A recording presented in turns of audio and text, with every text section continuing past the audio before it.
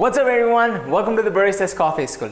आजको भिडियोमा चाहिँ हामीले क्यापुचिनो को बारेमा कुरा गर्न गइरहेका छौं. All of us know that cappuccino भनेको चाहिँ हरेक कफी शपमा पाउने कामहरु गरिन्छ. But there are lot of ways people practice in it. कतिपय मान्छेले चाहिँ डिफरेंट तरिकाले प्र्याक्टिस गर्ने कामहरु गर्छन्. तर आज चाहिँ हामीहरु चाहिँ proper classical cappuccino को बारेमा कुरा गर्न गइरहेका छौं. But before starting, let me just give you a small definition on cappuccino. According to our definition, we basically mentioned that cappuccino भनेको milk beverages हो जसमा चाहिँ one single shot of espresso जान्छ र त्यसमा चाहिँ 50% milk and 50% foam हुने कामहरु गर्छ. Now, this is a very classical cappuccino which used to be practiced पहिलादेखि नै. Now, you will see lot of places जसमा चाहिँ cappuccino चाहिँ धेरै मात्रामा दूध हुने कामहरु गर्छ र थोरै मात्रामा foam हुने कामहरु गर्छ. And also, you will get art in cappuccino. Also, कतिपय ठाउँमा चाहिँ तपाईले देख्न सक्नुहुन्छ कि cappuccino मा चाहिँ chocolate powder हरु चाहिँ युज गर्ने कामहरु गरिन्छ. Now, here's the thing. यो चाहिँ सबै कफी शप का आफ्नै स्ट्यान्डर्ड हुने कामहरु गर्छ. तर आज चाहिँ हामीहरु चाहिँ प्रपर क्लासिकल क्यापुचिनो कसरी बनाउने भन्ने कुराहरु चाहिँ देखाउन गइरहेका छौं. सो आज क्यापुचिनो को लागि चाहिँ हामीले चाहिँ हाम्रो 6 ounce को कपलाई युज गर्ने कामहरु गर्छौं which is 180 ml र हामीले चाहिँ एस्प्रेसो को लागि चाहिँ 15 grams कफी लिने कामहरु गर्छौं by doing 1:2 ratio which means 30 ml चाहिँ आउट निकाल्ने कामहरु गर्छौं or yield निकाल्ने कामहरु गर्छौं. हाम्रो brewing time for an espresso would be 22.5 देखि 27.5 seconds सम्म हुने कामहरु गर्छौं. Regarding frothing techniques, हामीले चाहिँ deep frothing गर्ने कामहरु गर्छौं. Now, if you guys do not have the idea यसको brewing timing भनेको के हो अथवा frothing techniques को बारेमा तपाईलाई आइडियाजहरु छैन भने हामीले यसको बारेमा चाहिँ previously पनि भिडियोजहरु बनाएको छौं. I'm going to put the link above right here. You can go and check it out as well.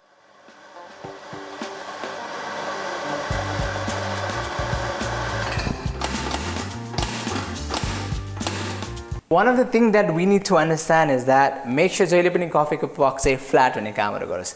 Now we have been talking about it for a very long period of time. कतिपय चोटी हामीले कुरा गरेका छौं कि we make mistake. कहिलेकाहीँ के हुन्छ भन्दाखेरि चाहिँ हाम्रो coffee को puck elevated हुन्छ अथवा ढल्केको हुने कामहरु गर्छ अथवा loose spot हरु हुने कामहरु गर्छ. So यो हाम्रो duty हो, we need to make sure that this is properly compact र tight हुने कामहरु गर्छ so that कुनै पनि channeling हरु चाहिँ हुने कामहरु चाहिँ नगरोस्.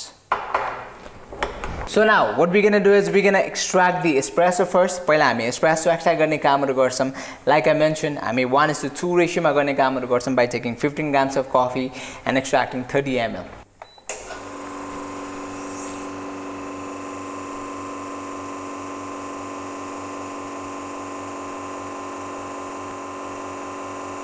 So हाम्रो espresso extract भइसकेको छ. This is how it looks basically. So after this is done, we're going to froth the milk. अब milk froth गर्ने बेलामा चाहिँ make sure that यो तपाईको milk मा चाहिँ thick textures हरु चाहिँ आउने कामहरु गरोस्, which means thick foam हरु चाहिँ आउने कामहरु गरोस्, so that हुन्छ नि proper classic cappuccino which means 50% milk and 50% foam चाहिँ ठ्याक्कै आओस् and you get that foamy textures in your mouth.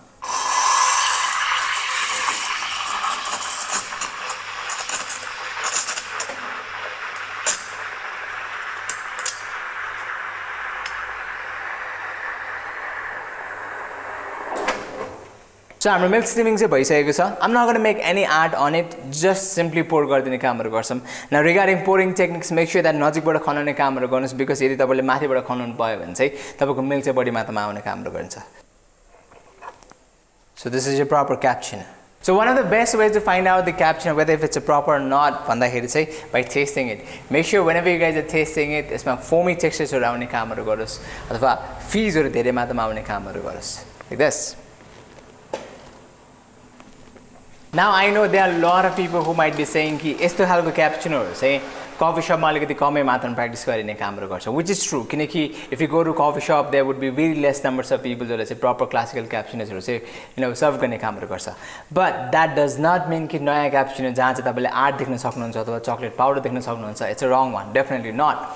So you need to understand that हरेक coffee shop का आफ्नै standards हरु हुने कामहरु गर्छ. So according to their standard of protocols उहाँहरुले चाहिँ आफ्नो कफी अथवा बेभरेजेस हरु चाहिँ सर्भ गर्ने कामहरु गर्छन्. So त्यसैले गर्दाखेरि क्यापुचिनोमा पनि we call it situations भनेर, which means यदि कुनै पनि क्यापुचिनो चाहिँ तपाईको 50% भन्दा थोरै मात्रामा फोम हुने कामहरु गरिन्छ जसमा चाहिँ तपाईले लाचे आर्ट देख्न सक्नुहुन्छ, त्यसलाई चाहिँ हामीले चाहिँ वेट क्यापुचिनो भन्ने कामहरु गर्छौं भने चाहिँ, whereas if you see more foam more than 50% in the cup, that's basically known as dry cappuccino. That's what we said. But there are a few things that you guys need to understand. Make sure your pora filter, it's pretty much clean. बनाउनु भन्दा अगाडि make sure you wipe it up with dry cloths. Neat and tidy हुने कामहरु गरोस्. Also, whenever you guys are frothing, make sure that the steam water is clean. And त्यसपछि गएर चाहिँ make sure the cup is warm. and also the technique on frothing as well. So like we always mention that whenever you guys are frothing, make sure तपाईको picture चाहिँ अलिकति tip हुने कामहरु गरोस् so that aeration हुने कामहरु गर्छ.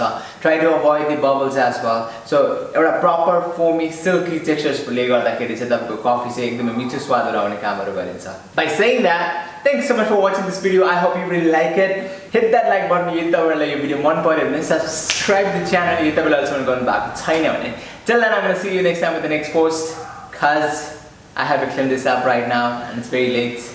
I'm going to see you next time with the next post, with the next tutorial. But just in case if you guys want to see or let's say want to learn anything, please drop your your inquiries or your suggestions, whatever, on the comment section down below. Would love to see that. Would love to learn from you people as well.